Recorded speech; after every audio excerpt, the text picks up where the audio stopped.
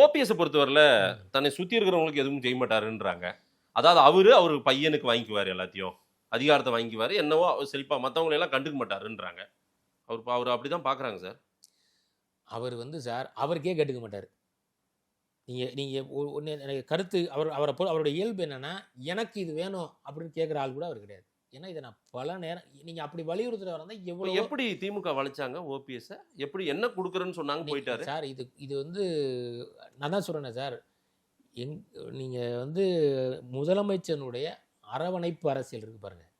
அது வந்து நீங்க வந்து அவர் அவர் ஒரு அண்ணா பெரியாருடைய சிந்தனையை, அண்ணாவினுடைய ஆற்றலை, முத்தமிழறிஞனுடைய முழு ஆளுமையை, புரட்சித் தலைவரின் பொன்மனத்தை, புரட்சித் தலைவியின் போர்க்குணத்தை, இது எல்லாத்தையும் ஒருங்கே பெற்றவரா இன்றைய முதலமைச்சர் இருக்காருங்க. அதில் எந்த மாற்று கருத்தும் கிடையாது. என்னங்க ஏடிஎம்கே வந்து திமுகவை எதிர்க்கிறதுங்க.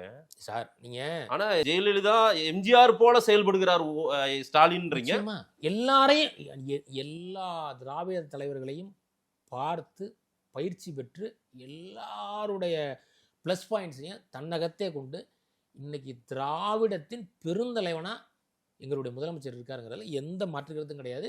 இதை வந்து நாளைய உலகம் எல்லாரும் பேசும். இன்றைக்கு ராசியாரம் பேசுறேன், நாளைக்கு எல்லாரும் இதை பேசுவாங்க.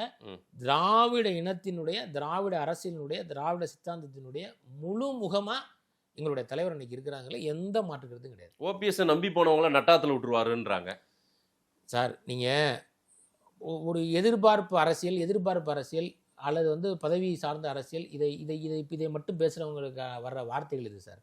அரசியல் பயணம், அரசியல் சித்தாந்தத்தின் ரீதியாக பயணம், அந்த அடிப்படையில் இருக்கிறவங்க ஒருபோதும் இந்த கருத்தை முன்வைக்க மாட்டாங்க.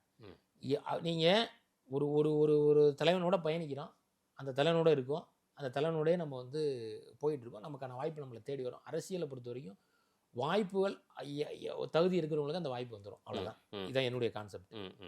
இந்த வாய்ப்பு எனக்கு கிடைச்சா தான் அப்படின்னு நினச்சிக்கிட்டு நிற்கிற ஆள் நின்றுக்கிட்டே இருக்க வேண்டியதான்.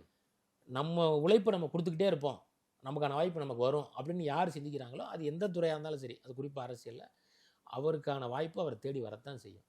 நாளைக்கு வரலாம், நாளைக்கு வரலாம், அடுத்த வாரம் வரலாம், அடுத்த மாதம் வரலாம், அடுத்த வருஷம் வரலாம். ஆனால் வாய்ப்பு நம்மளை தேடி வர்ற வரைக்கும் நம்ம உழைச்சிக்கிட்டே